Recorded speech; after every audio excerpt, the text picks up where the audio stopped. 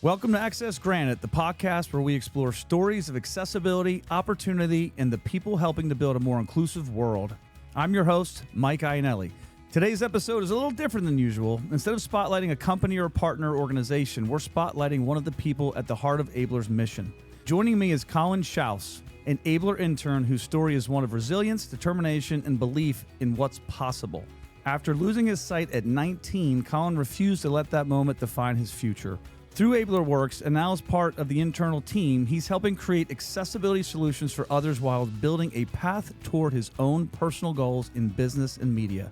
Today, we'll talk about Colin's journey to Ablr, his experience as an intern, what it's like to learn and work in the accessibility workplace, and how he's turning adversity into purpose. This episode of Access Granted contains sensitive subject matter and imagery. Please take care while listening. All right, Colin, my friend, welcome. Colin is a recent graduate, I believe, of the... you did graduate? Yes. All right, I'm making sure he's not lying to me over here. Graduate from our Ablr adult program. You've also got your CPACC, is that correct? Yes, sir. And now you are in the internship program. So, Colin, tell us all a little bit about you first, just how you got into Ablr, and then we'll get into the background and all that lovely stuff. So, yeah, outside of Ablr, I'm just always kicking it with friends, listen to music, like to work out. Ablr's a big part of my life as of current, so that's really been the focus lately. Yeah, so when we were talking earlier, so you got what did you say? You got a homie from Philly, or one of your boys is from Philly? Yeah, so for those who are new to the show, your one and only is from Philly. Go Birds. But I love when I meet people. So what you said earlier, what did you say about it? How could you tell I was from Philly? Just the energy. It's good energy. I don't know if it's good, but it's energy. That's one thing it is. Sure. So, man, I'm glad you're here. I know that there's lots I want to talk about. I want to talk about the Ablr Works program. I want to talk about how you heard about the program. Definitely. I want to talk about your feelings in terms of when you decided to actually take that step, because that's a huge deal. And as you know, going through it, a lot of our candidates, there's some anxiety around it. It's a big commitment. Can I do it? There's self-doubt. All the things that we want to resolve in our program, you had to experience. Tell me how that felt. What was that experience like for you? The reason why I want to ask this first is because I want to get into your background. You have a prosthesis, a facial prosthesis. You had an incident in your life that is, you were not blind before this incident, and then after this incident, you lost your vision, amongst other things. We'll talk about that, but I'm excited to hear about specifically the first time you heard the name Ablr. What was that like, and how did you get yourself into this program and found yourself in this seat today? Definitely. So one name, Logan Passy, and he introduced the program to my mom. They used to work together. And oh, get out. Why did I not know that? Yeah. That's fantastic. They used to work together, and he called one day. He said, I remember your son lost his sight, and I now work at a company where it's all about accessibility, and I think it'd be a great fit for him. She mentioned it to me, and there was no question I was going to go for it. It sounded like an amazing program, and now I know that that is to be true. And I don't thank him enough for being the one who honestly really started the journey and the redirection of my life. People never know the impact that just a simple reach out can have, and the reach out that he had to my mom changed my life forever. And you said you weren't going to start this off like this, bro. So, one, I love hearing that because Logan's a great guy. And if you want to go ahead and just give him a thank you now, man, go for it. No doubt. Logan, if you're listening to this, shout out to you, man, because you definitely changed my life forever. I think, truthfully, that is the whole point of our program in a nutshell. We don't even have to do a podcast because it's over, cut, done. But that's the truth. So I want to hear about your story because, one, I'm interested, how long since the incident that had occurred to when you joined? How many years ago did this happen? So July 15th of 2020 is when it happened, and I joined the program, let's see, probably about 2 years ago. Okay, so 3 years after. Yes, sir. So one day you're doing your thing, chilling, relaxing, and something happens, and holy cow, life-altering moment. 100%. And then you had to change your whole life. And what a miracle, though, in some ways, what a miracle that your mother knows Logan. Yeah. Bizarre as life connections are, but that's incredible, right? Absolutely. So this is tough for me, too, because I want to be straight with the audience or listeners. I have a heart. I have sympathy, compassion, understanding, but I also want to hear what went down. We don't need to know all the details, but you explain, because there's a lot of folks with visual impairments that weren't born with them. Definitely. Acquire them over life's experiences, life's journeys, some through sickness, some through incidents, some through accidents, whatever it happens, but yours was not that way. So how old were you when you lost your vision? And if you're comfortable sharing, I'd love to hear the actual story and how you found yourself sitting next to me today because of that. Definitely. So I was 19, and on July 15th, 2020, it was after midnight, probably around 12:30, and I had just moved into a house for my sophomore year of school when I was in college. So I went to Pitt Community College right in Greenville, North Carolina. I'm in the kitchen making pizza rolls, as one does. Totino's, at least? Or something like that, probably. I love pizza rolls, man. We're just kicking it, and 3 people bust in the door, one with a shotgun, one with a pistol. 2 come for me, 1 goes for him. 1 pistol whips him, throws him to the ground. 2 come for me, drag me to my room. I had a safe of some money, and they throw me to the ground, and they're like, where is it? Where is it? That type of thing. And I have my hands up. I'm giving it to them. I'm putting it all in the bag. And fast forward a little bit, they put me face down on the ground, shotgun pressing up against my face. They're just like, where the heck's the rest? Just screaming, as you would imagine. And I'm just sitting there. It's all there. It's all there. You can search the whole house. I wasn't putting up any type of fight. I was in my mind praying, like, let's just get through this. And obviously a different plan happened, and they pulled the trigger. And yeah, so after that, they rush out of the house. My cousin's over on the floor for 30 seconds, making sure they walk out and don't do the same to him. He rushes over to me, puts a towel on my face, makes sure I'm all good, runs to the neighbors, gets them to call 911, comes back to me. And by this time, I'm Frankenstein walking. I'm on my feet, and I'm just, what happened? What happened? And he's, you've been shot, bro. You've been shot. And puts me on the ground, like, make sure I have the towel to my face, waits for the ambulance to get there. But yeah, in that meantime, he was just saying, you're going to be all right. And I was just like, I love you, bro. And he's, don't say that. You're going to be all right. And I was like, I love you. And we just kept going back and forth a few times like that. And fast forward a little bit, I get to the hospital all good, get airlifted to Chapel Hill. And then I spent 29 days there just recovering and stuff. Wow. Telling that story, how does that affect you now? Does that trigger emotions? What is that feeling after you share that? And thank you, by the way, for sharing that. That's a hard thing to share, but I appreciate that. Yes, sir. I've had some time to reflect and think about it. Everything in life happens for a reason, right? So there's a beauty and a positive thing to be taken away from it. That's, when talking about it, I try to hold on to that, because that's the main important part. And I left out a key detail, which is what I considered my best friend at the time, and my roommate actually is the one who set it all up. So this was intentional. This was planned. How's that make you feel? That's the hardest part to wrestle with. All you can do is pray on how to wrestle with that. But yeah, that's probably the part when talking about it that was hardest to kind of level with. So as your world is improving and thriving and getting better, and you've come to terms, and it sounds like you've worked through a lot of your healing. Obviously, this is a traumatic situation that I don't know if you ever do overcome all of it, right? Right. You learn to find the positive, find the good, move forward, because your brain can play tricks on you and continue to pull you back into the hole, the abyss of depression and all those things. So the fact that you're sitting here right now is a miracle. Mm-hmm. You got shot point blank. And in some ways, that's possibly a blessing, because it was 4 to 8 inches farther back, you probably wouldn't be here. That's exactly what the detectives and the cops said. Yeah. 100%. And just for our listeners and people watching, Colin has a face prosthesis. I'm saying that correctly. I'm still just blown away that you stood up. 1, you're alive, which is amazing. 2, you stood up, and your cousin sounded like, was it your cousin? Yes, sir. Just like an absolute hero. Just pulled it together, saved your life, kept you focused, kept you alive. Wouldn't be here if it wasn't for him. What's his name? God. Patrick Thigpen. Patrick Thigpen. Yes, sir.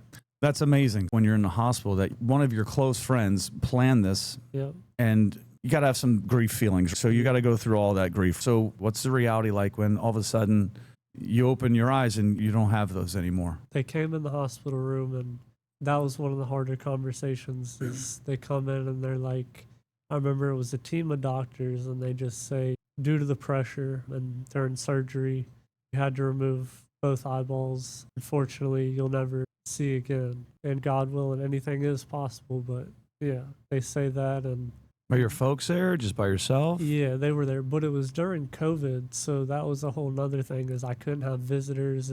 Even only one of them could come in. So you're alone in the hospital. Yeah.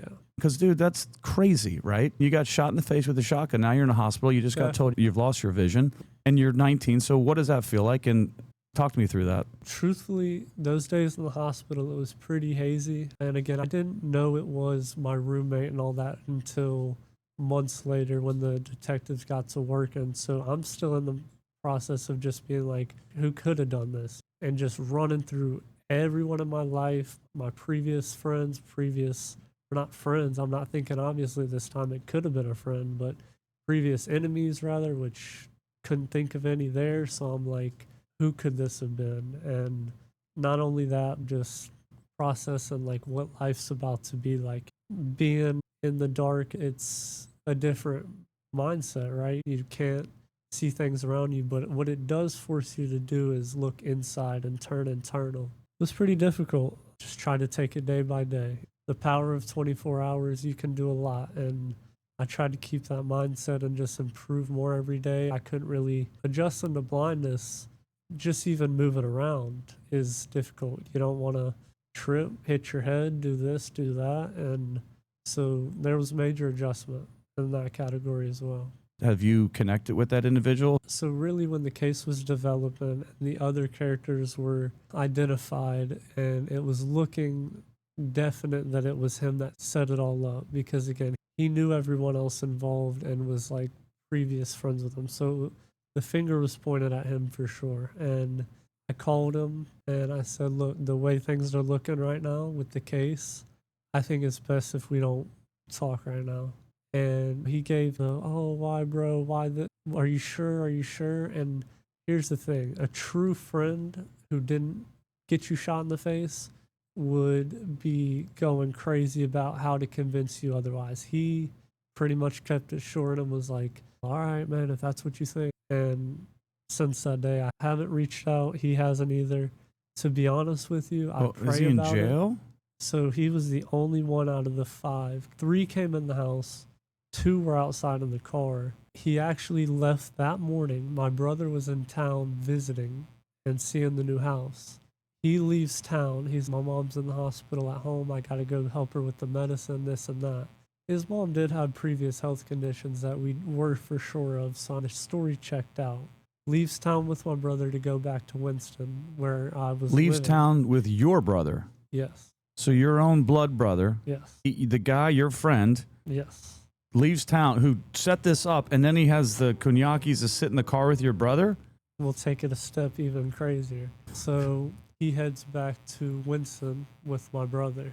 And again, the same morning, the morning of. So for me, I just go about the rest of my day. He actually, when they get back to Winston, he kicks it with my brother, and he's actually in my parents' house and ends up actually spending the night there that night. Knowing that he got a plan set up. Knowing that 5 people are on the way to do what they're about to do. Yeah, armed, by the way. Armed. Not just crazy enough to fight, but just going to walk in with guns. 100%. And so he ends up sleeping at my parents' house, and my parents obviously get the call at 3 a.m. from my cousin when he gets settled and so stuff. He's in your parents' house when they get called. Sleeping in their basement on the recliner, and he's sleeping. He's sleeping. Okay, he's not like pacing the walls like, what have I done? Nope, he's just like Judas. Right? Judas, is that Judas in the Bible? Yeah, he's sure. Yeah, okay.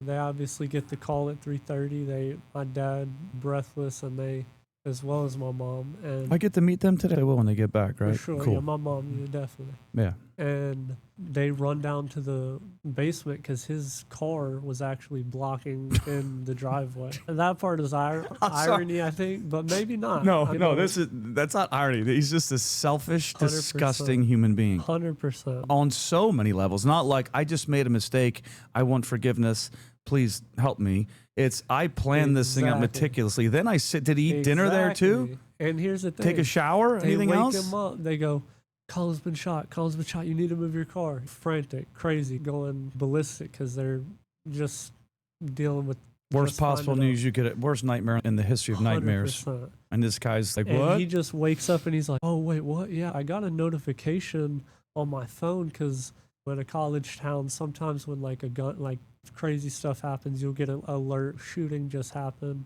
And he's, I got an alert about it. It was on our street and I saw that, but I didn't think anything of it. And Yeah, first thing you do is you get in your car and you're flying back to exactly. wherever you are to figure out. That's, yeah. Exactly. And he doesn't hop in the car with them, doesn't be like, can I come? That's my friend. I want to know what happens. He's just, Let me move my car and go back to move my sleep. car and just keep pushing. And it's, should have known there. Well, here's the beauty of this, and the fact that he's still alive, moving on in life like it's all good. He's got some answering to do someday. And while he's answering and living in that guilt and shame for his entire existence in life, although based on what I'm hearing, he doesn't sound like he's intelligent enough to actually have those emotions. 100%. He will feel that pain down the road, my friend. And where are you heading, my bro? Where are you going? You're going up. 100%. 100%. That's what me and my homies always say is during the beginning when I would be a little torn up about it and I'd be like having a down day, they'd be like, bro, we're already miles ahead. We can't even smell, see, or and even feel just because you don't have your sight. Just trust me. We look back and for miles, we can't even see where the people that did this to you are because they're in a different ball game. We're on the way up, as you put it. Just because I don't have my sight doesn't mean I don't have vision. Just because you can't physically see doesn't mean you can't look internal and still climb. If you lean on God and you put your best foot forward, you'll get where you're supposed to go. Amen. You'll reach that path, that destination. Yeah, I just say to my kids all the time, it's like, you don't have to have the answers, just walk the path. And I believe that God has a path. We get kicked off of it, we choose to walk off of it, but at the end of the day, we're all born with one. And culture comes in and we're told what we're supposed to feel, we're fed what we're supposed to eat, we're indoctrinated with the education system and what we're supposed to learn. And truthfully, it's what were we born as in the image of God to do? And so when you said the path, you know, the path is like you're on the path, bro. The past is the past, as painful as it may be, and it is. The trick to, and I think you're achieving this, which is pretty awesome, bro. And I want to talk about your friends too, because it sounds like you have a great group of people in your circle, Absolutely. which No doubt. we all need that. And so I think looking across the table, and I've enjoyed working with you already in a very short period of time, but I think what I hear is basically you got into a situation as a young man, wrong or indifferent. However, you did take that situation and it was not an optimal choice, and you recognize that. You sure. understood the risks of that. Absolutely. However, with that being said, we all screw up. We all make tons of mistakes. And so who are we or who is anyone to judge? Mhm. But I think it's the path forward that defines you. And so I love the story of Logan knowing your mom. I think that is a beautiful story, and I love that you're in the program. So 100%. so you go through this, and not only did you lose your sight, you've also have to deal with the trauma. And I know in any situation there's trauma, and I'm not minimizing other people's traumas or anything like that. I just know that your trauma specifically is that not only did you lose your sight, which is extremely traumatic, then you have to deal with not the mental side of stabs in the back and The variables involved, all the yeah. variables. And I don't have all the great words today, but all the variables of what happened. And all of a sudden you're sitting here going, holy moly. You know, another thing, I always search for what does that mean? What is that feeling? What does it mean? Like, how do you find God? What is that? I never got it. What is I'm connected. I have a relationship with God. I never felt it. I went to church, did all the things, and it was empty. It was like, what's the purpose? What's the point? And it's like almost we live through life. It's like there's purpose in the suffering. And there's a song I listen to. It always says, just because you're guided by the light doesn't mean you make it every time. So you could still 100%. have the spirit, still have the faith, still have the belief, but we're not all going to make it the way we want to. So being on this path now, going through what you've gone through in all the pieces, how do you feel today physically, emotionally, spiritually? Talk to me a little bit about that. I feel great. I feel like I'm on a path, or we're all on a path at all times, but I feel like I'm at the point of my path where things are really falling in line, and doing the work with Ablr, that has had me feeling incredible purpose. Again, the friends around me every day make me feel great. There's, like you said, there's quite a list. Just to name a few, Ben Spade, my roommate, he's been there since the beginning, and he's someone who helps me every day still. We bounce ideas. We plot on how to continue to grow as people. financially, but also what's more important than that, which is, again, as people, just values and everything. Buddy Ferguson, another close friend, been there since the beginning, value everything that he's given me since the beginning as far as insights and support and all that. Just a great friend.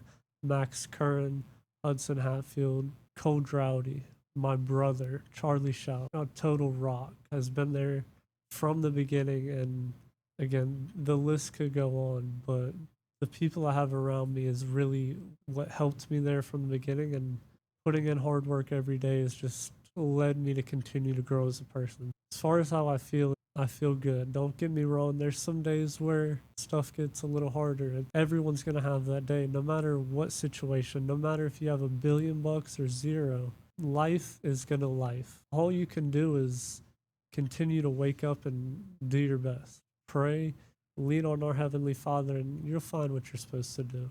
And I really feel like where I'm at now is where I'm supposed to be. That's a powerful story, brother. Very powerful story. And I think the part that's beautiful about, there's a lot of beauty in it, right? But the friends, the people, that's incredible, man. I love to hear all those people. And if you think of anyone along the way that pops in your head as we continue. Add one more. Yeah, add as many as you want. DNA deploy. D for short. She's solid. She definitely holds me down. I love to hear it, man. I just want to thank you for sharing that, because I think it can be healing. Again, I'm just making that assumption. I was hoping it is healing. Well, hoping you walk out of here feeling like a different person today. It's my prayer, my hope. Although I've been told before there's no hope, and I appreciate that. There's no hope. It's just do, and you're doing. And so I appreciate that. That's a hard thing to share, and I'm glad that you're feeling good physically. I want to talk about the prostheses too. That would be wrong not to. So how did that happen? And that's a really solid looking prosthesis, dude. Appreciate it. So what's that every day? Like getting up in the morning? I know you just, for a few seconds, you had to clean your nasal passageway. Is that what you said? Definitely. So how's life changed for you from that perspective? I'm sorry, I keep saying I want to move on, but I'm just so interested in this. 100%. So the prosthetic, it's solid. I'll snap it off real quick. I don't know. It just snaps on. Can I ask some questions about it? Yeah, what up? All right, so you have, it sounds like there's magnets. So did you have installation? Talk to me about that. It's 2 on each side. They drilled 2 magnetic, I guess you'd say, like bolts or something? Little posts that are in the, what would you say, the occipital bone or whatever, just that little bone above your eyebrow. Yeah, I never heard. What is it called? An occipital? Occipital? I don't even really know. Now you're a doctor now too, bro. So I can't even pronounce that. It's as hard as D. Yeah, exactly. I can't even pronounce either one. Yeah, cleaning's pretty simple. When I shower, I just clean it, and then every day I clean the prosthetic. I just wash it with this certain soap that doesn't make it like smell after. It just keeps it all fresh and good. So it's pretty simple. But how's that change your life? I know just the cane, for example, John always tells me when he accepted the fact that he needed the white cane, as hard as that was, everything changed for him. It was a tool, and it helped really for him to accept his life for what it was and learn to live moving forward. So now you have a cane, and then you've got the prostheses. Those are good things. So how did you feel before and after that? You're like, man, I've lost my vision. I don't feel comfortable anymore. All of a sudden, boom, they put a prosthesis on, and it probably has some sort of connection of, wow, I'm not looked at differently now. That's got to be something that happens too, right? All of a sudden. So how does that affect you? Do people ask you about it? Do you open up and share with them? Do you talk to them? What's that like? Yeah, before I had it, obviously I don't have eyeballs, so like when I'd walk around, it'd be like I'm already knowing in my head, I'm turning every head there is that walks by. Just being like, whoa, like that dude don't look right. But it's like, but so having it adds that aesthetically social kind of, I guess, acceptance. Acceptance. Or inclusion. Like, exactly. Right? It makes people feel more comfortable, and it makes, I guess, in turn, make me feel a little more comfortable just knowing other people are chilling. But yeah, it's been good. I love the way you talk, bro. Chilling and yeah, man. We'll talk about how we're going to improve that in your next course. So when you get in front of an executive CEO, all right? I know you'll be open for that. I know 100%. it. Absolutely. I love it. Let's shift into the Ablr stuff because, you know, and I know I'm talking a lot, blah, blah, blah, but I think it's intentional, right? Because this is not just about Ablr and us at the table, but it's about everybody, right? We go through something dark. We go through something deep. Some people go through it once. Some people live in it. Some people have multiple events. I've had multiple events. Each time I have one, I'm like, I'm never letting that happen again. Exactly. And then, well, why is this happening again? Exactly. So clearly I haven't learned my lesson, all right? The lesson that we've been given. There's so much to say to people that are out there that are listening, whether it's on social media or whether they watch the whole podcast. I don't know. I hope people see it and hear it as an opportunity to recognize that no matter how dark, no matter how deep, no matter how lost you are, that you can overcome it, but you need the source, right? Which is God, right? Let's just be straight, right? The story of where you were to where you are to where you're going. So we've talked about where you were. Let's talk about where you are right now. So talk a little bit about Ablr. Talk about, and I loved hearing that the program helped you. It is about employment. It really is. It's about helping folks find jobs and feel included and feel like they belong and do the things that we all get to do every day. But it's deeper than that because it's life-changing. I always say this, and I do the marketing stuff, and I'm always like, this is life-changing, and it is life-changing. It's not just getting a program and in and out the door. And truthfully, hearing this experience today, we've talked about some other components that we want to add into the program, which I think would be beautiful to add in the program. But it's helped you. Absolutely. Interning for Ablr right now is where I'm currently at. But to rewind from the very beginning of getting into the program, you feel accepted, you feel comfortable. Every member of the staff is making you feel like you can do it and giving you that, because they understand that, again, some people are coming straight off a situation, maybe a tricky situation in their life where they're adjusting to something, and they might not think that they can do it, that they can come into a company and make an impact. And Ablr does an amazing job at showing you that you can do that. And from the very beginning, that's how I felt. And then just fast forwarding through each of the milestones that the program has, you feel that exponential growth, the results that you can have for a real company, a company like Ablr. And that's been great. The fact that you have what you have gone through to get to this place and say, and yeah, you know what? Logan knows your mom. That's great. But at the end of the day, you have to be the one to make the decision. You have to be the one that's going to go through the program. You're going to have to be the one to go through the assessment. You're the one that has to answer to our team if you're not cutting it, right? Because it's not an easy program. We're not here just to pacify people. Absolutely. We're here to produce really talented people that have been in a situation just like you or any other situation that need and deserve and want the opportunity to be awesome in the workplace. And you're a spotting image of that. First few days out there, you made the decision to do it. How hard was that? Was it a hard decision to make? To be honest, it wasn't hard. It was an opportunity presented, and it felt like, again, it felt like God was telling me, here's your opportunity. I had prayed about it so much. Heavenly Father, present me with an opportunity, the next step in life, and I will go full steam ahead. And this was it. So I definitely went full steam ahead. That wasn't hard. Now, the program, like you said, the program itself isn't easy. And the first couple of days, just getting into the program, I didn't even know how to send an email out on the computer. I didn't know how to go on Excel. I didn't know how to do so many things, just basic things on the computer. The company helped me do that and helped me progress those skills to where I could then... So you got your leveling up badge then. Exactly. So went there, did that, and then the next milestone, it progresses. Like you said, it's not easy. It really isn't. But if you do apply yourself and you try your best, you listen to the amazing instruction that's given, you'll produce results. Yeah, I love hearing that. And I actually love hearing that it's not easy. And truthfully, I'd like to get to a place where it's hard and it's getting harder. And I think that's the beauty of the program. It's like in anything in life. We talk about inclusion. If we were just letting everybody go through the program and cheering them on, that wouldn't do anything. That's not inclusion. That's the exact opposite. That's pacification. We're producing people that deliver. And I'll tell you firsthand, if you weren't delivering, I'd tell you right now, right here, that you weren't.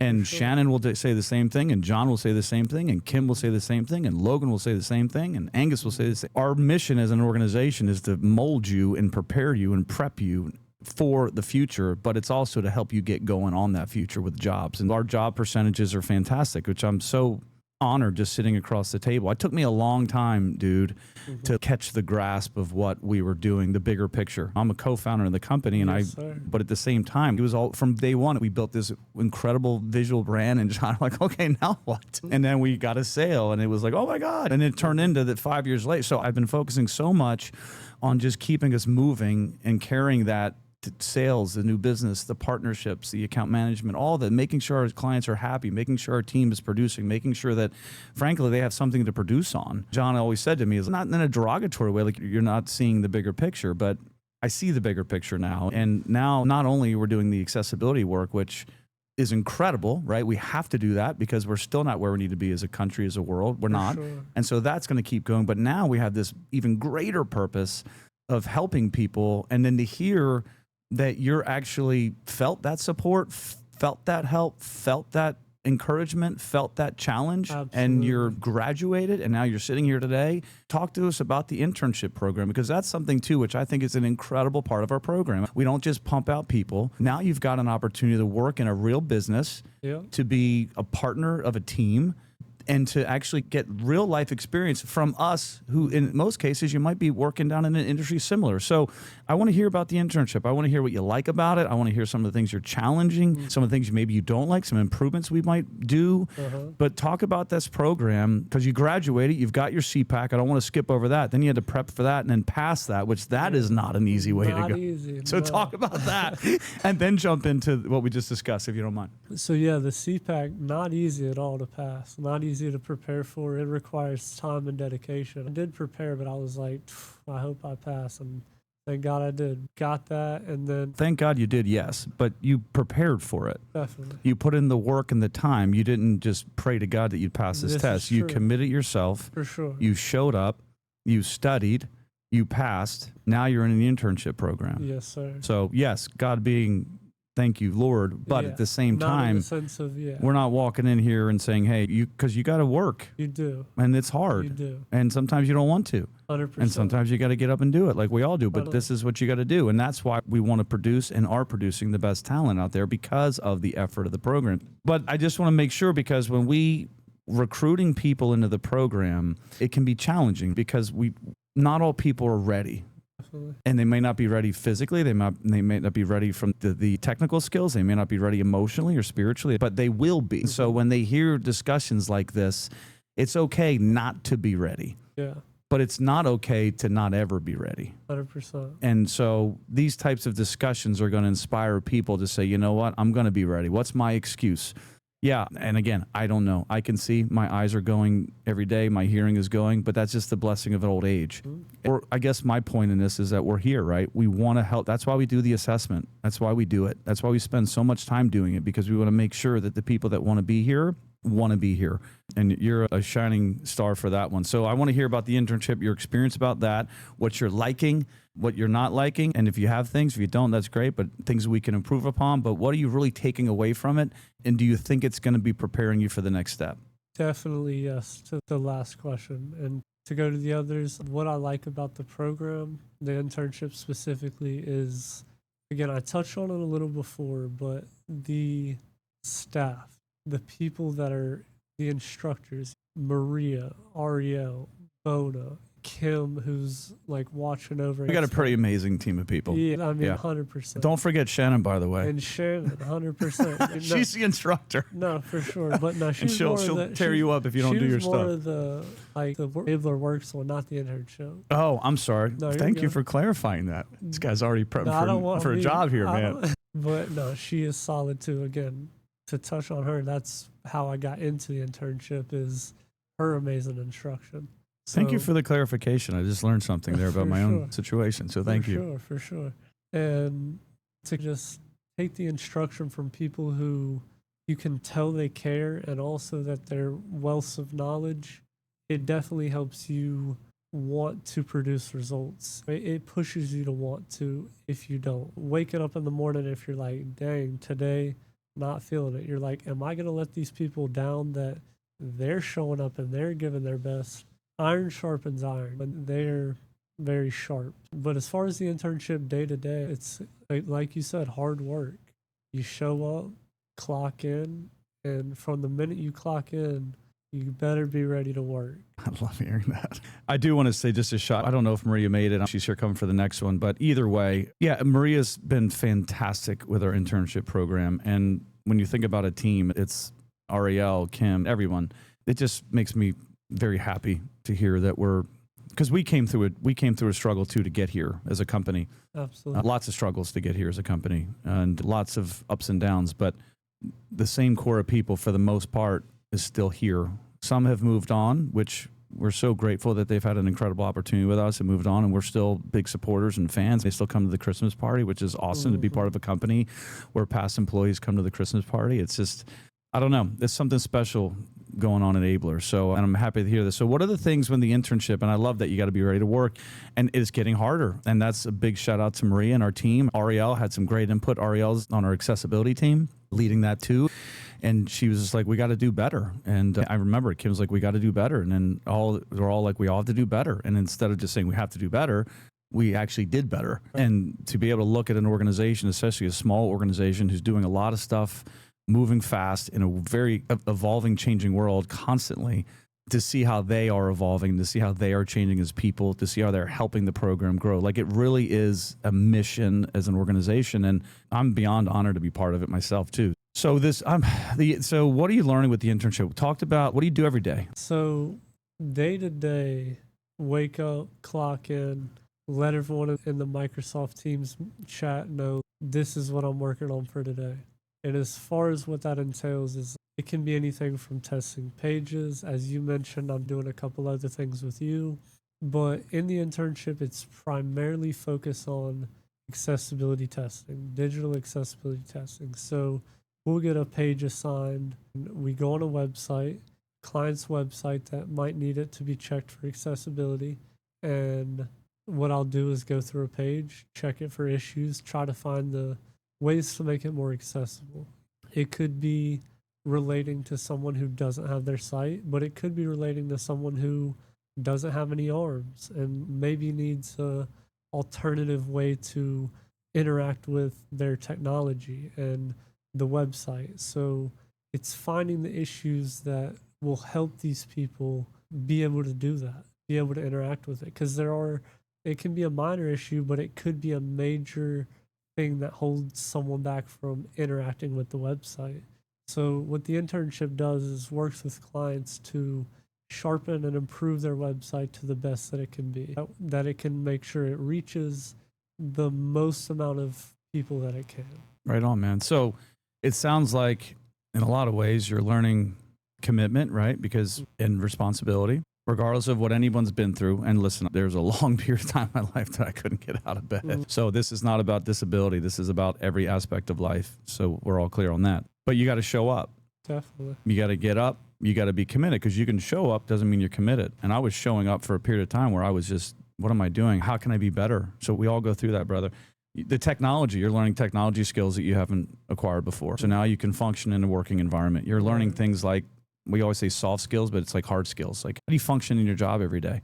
Can you do it on your own? Do you have the tools you need? So you're learning all those things. You're learning how to ask for things too, accommodations, what you need. 100%. So that's courage. 100%. It's confidence. Communication. I think the first time we met, I said something the other day about, hey, what we do at Ablr is we document our meetings. Yep. And you led that. You documented the meeting, you followed up. That's a critical piece in all business. And frankly, it doesn't always happen. And so you're learning those skills. So follow through. You're getting feedback. You're learning and implementing feedback. Definitely. You're growing. Yes, sir. So you show up, you deliver, you learn, you improve, you get smarter, you get better. What employer wouldn't like that? Agreed. Right? 100%.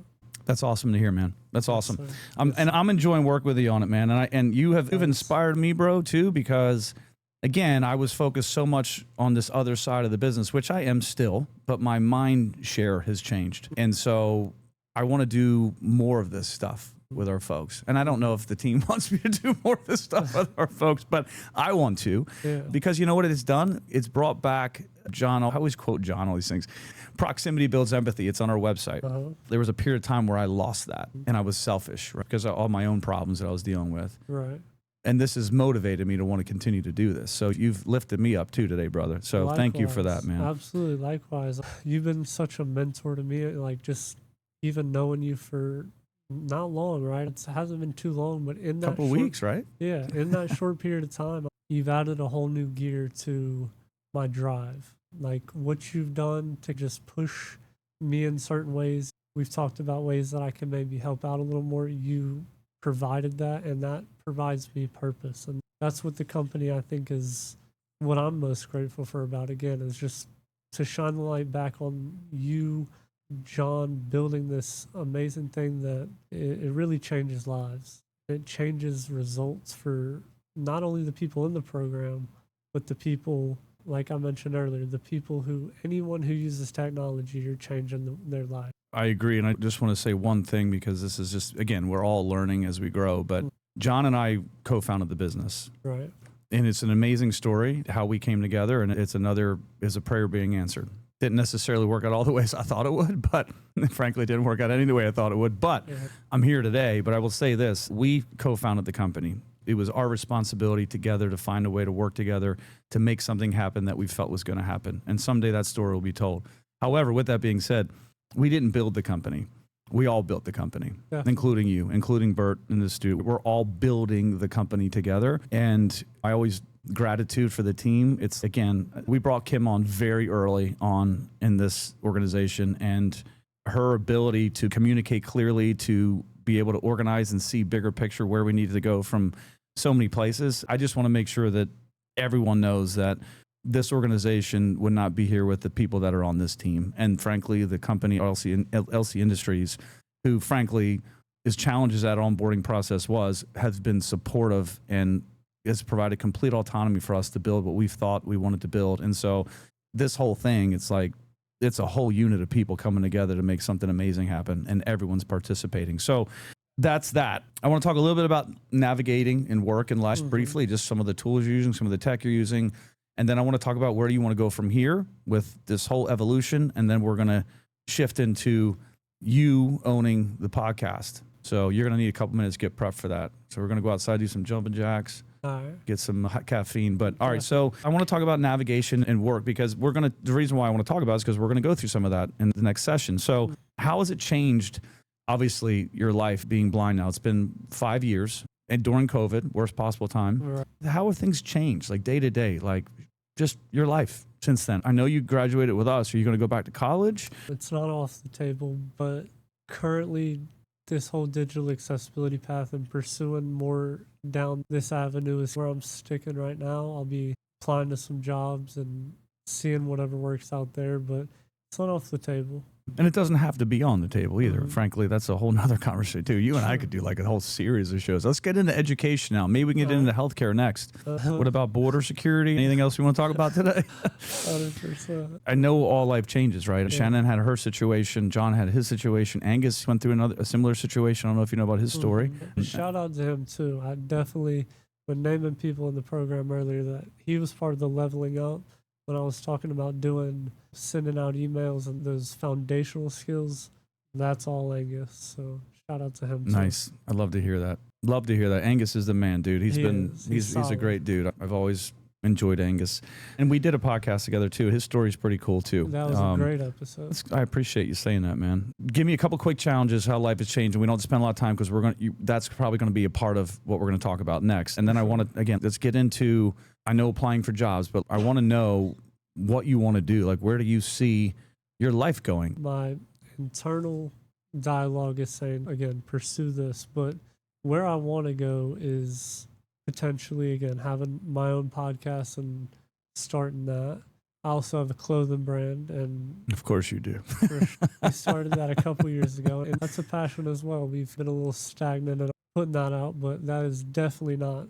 Let's talk about that next time we do a mentor session, man. Absolutely. See if there's some opportunity to help you there too. I'd love to, and I appreciate that. Like I said before, business is a very big passion of mine, and just whether it's owning my own or helping be a key role in one that's already started, that's what I'll be doing in the next few years. Interactions with people are important. Energy exchange is very important. And absolutely it is. And when you meet people, you can feel that. Some people can change over time, but in business, what I've taken away is it's all about relationships. It's all about networking. It's all about giving someone what they're giving you. That's a big thing. To see how far you've come, man, in a short period of time, too, with all the other circumstances that pull this into your story that's going to provide a beautiful, loving journey in the end. But at the same time, you got to come to terms with that, and you have. And you've made choices in your life that say, hey, I'm going to do better for myself. I'm going to learn from my mistakes. I'm going to take what I've learned, find the silver lining, apply that where I can, but I'm going to double down on me. And that's what it sounds like you've done. You're the same person you were before, better, right? Yes, sir. The last thing I want to ask you, and this is completely up to you, okay, dude, and this is 100% up to you. If you want to share take off your prostheses and communicate and share what that is, show people, that's a hard thing. I've seen it. I'm down with it, yeah. But this is not for me. This is if you want to educate and share, because sad as the world can be at times, there's an opportunity that I think that you have that you could shape somebody's life based on that. That's just my own personal opinion. But that's also... Where's the camera at again? This way? Yeah, and if you want to talk about it, you want to explain it, you want to share it, you do, or just not. And again, I'm telling you seriously, dude, you do not have to do this. I'm just going to stop talking. No. Peacock. No. That's my safe word. What should I say about it though? I'm curious. Like, what would be good for the audience to know? I think, because like I could show, I don't know if it has the eyebrows on it anymore, but yeah. Yep. So that was custom made, I'm guessing. And so for those obviously, but it's pretty dang good, bro. Did it look like you before the incident too? So do they do 3D? They use AI? How do they make it? So what they do is they ask for the most current pictures of what you were looking like before, right? And then what they do then is, like you said, they pretty much make a silicone. I mean, it's silicone, and they kind of, honestly, I don't know what goes into making it, but as you said, and I appreciate it's got 3D printer or something, right? And as you said, man. And I appreciate that, it looks good. Like my parents told me, and I told my friends, keep it real with me. If it looks bad, if it looks different, be real. Let's be real. And they were all like, bro, like you used to look. And that alone is the life-changing thing to hear, because when you're at a place where you think, dang, I'm gonna look crazy as hell the rest of my life with this new look, the doctors put together this amazing thing, and the color that goes into it is crazy too. To come up with skin tone, like you'd be surprised. Like, it looks great, dude. They put purples into it. They put pink. I remember being with the dude as he was coloring it. Sometimes I'll go in to get it recolored, and he'll be like, all right, I'm gonna add a little more magenta. I'm gonna add a little more this. And I'm like, how the hell does purple go into my skin tone? But it's crazy what these people can produce. And shout out to them too. Like the people who get into this thing where it changes people's lives. It's amazing. And like we talked about earlier, there's little magnets up here. And they even put little eyelashes, little eyebrows on there. Dude, with the shade, it looks, dude, it's dialed. I didn't even know when I first met. I think I joined your cohort for first time I met you, and I had no idea. So it's impressive, dude. And it's great that there are doctors out there, there are technologists out there, people out there that are doing this thing, because the way we feel often is a reflection of how the outside world views us. Sure. And a lot of times it's like we kill ourselves with our own thoughts, right? That is a helpful tool that you can avoid that now. And actually, it probably spews really cool conversations with people too. I would think. Again, I don't know, but I would think it would. Absolutely. And how does that feel? Do you feel someone comes up to you and says something like, oh, what happened to your face? Because I remember my daughter Drew was like, I don't even know how old she was. We were in a grocery store line, and she was like 2 maybe or 3. I don't know how they start talking. She's the cutest little kid ever. All my kids are adorable. But she looks up at this person and she says, what happened to your face? 100%. She's 2 or 3. I had that exact same. Like, honey. And she said, no. And the lady said, no, it's sweet. I get it all the time. And she talked. She spent time talking to my daughter about what had happened. And it was an education. And so you have an option in that place to say, yuck, don't talk to me like that. How dare you? Versus, this is who I am. This is my life. Right. I've embraced it. I want to educate. Perspective. Hell yeah. So talk to me about that. And I had that exact same thing. I had the prosthetic off, but this kid came up to me, or my dad had some friends over playing pool, and they had a little kid over, and he was like, what happened to your face? Like, where are your eyes? And honestly, he was pretty young. I didn't at that time know how to go about explaining it to him, but I've had other circumstances where, people come up and they're like, dang, that looks really great. Or I was out at a restaurant one time, and this girl was like, dang, like your eyebrows, your eyelashes look really good. I didn't have my shades on. And they're your eyelashes. Yeah, I don't think they sewed them on. I think those are your real I can't tell now, but you said earlier when you took it off, I think these are my eyelashes. Your eyelashes on your head, man. For sure. That's cool. Yeah, But it's good to give, like you mentioned earlier, the people perspective on something they might not know about. And we're all going through something, but when you add new perspective that maybe you haven't gone through, it can help shape your perspective on what you are going through. And Amen, man. I think that's what's important. Like you said, someone might come up and ask you a question that you could either get offended by it and go, don't ask me about that. Or again, you could go about it a different way and add that perspective to their life. So is there anything else, Colin, that, before we wrap up, is there anything else that you want to share with anyone, the audience, whether, and I mentioned just a second ago, are there people that you want to thank? Are there things that have you gone through that you want to get off? Because I just want to tell someone, I want to get off my chest. I want to release that sort of guilt, that shame, all those negative, toxic energy things. Right. Is there anything that you need to do, walk out of here today feeling, because I want this to shed that. I want like the new onion, peel the onion back and have a new onion. Now, you've already done that, Right. but I want Ablr and this experience to add a new layer. So whatever you need to do that, if nothing else, great. But if you do, all you, man. I just want to say to everyone out there that's going through something, you're not alone. And whatever it might be, if you just wake up every day and you try to move the needle a little bit,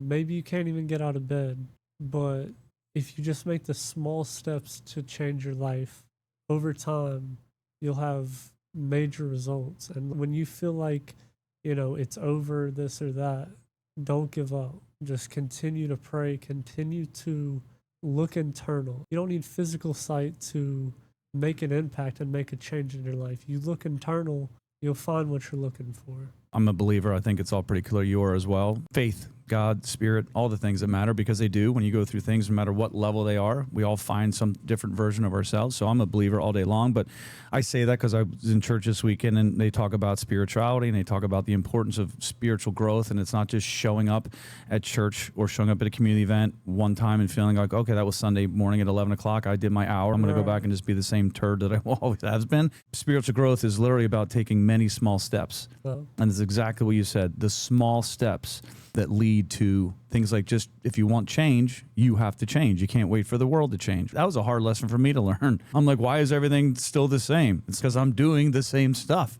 Man, dude, I will say this sincerely, man. I just absolutely love this conversation. I appreciate your vulnerability, your insight. I think it was very educational. We're very grateful. Abler's very grateful for the kind words that you said about the program and any feedback that we can always get better. There's a lot of gratitude at this table today, man. So I'm proud of you, man. You just take your own advice. Sometimes it's hard to take your own advice. Inspire others. You're on the path. And it's an honor to have you at this table today. So thanks for joining us. Thank you all for listening to the episode of Access Granted today. Colin's story is a powerful reminder that accessibility is not just about technology. It's about people, opportunity, and what happens when someone is given the tools and support to thrive. At Ablr, we're believing in creating pathways to meaningful work. And Colin's journey shows exactly why that matters. We hope this experience inspires you to think differently about inclusion, employment, and what's possible when barriers are removed.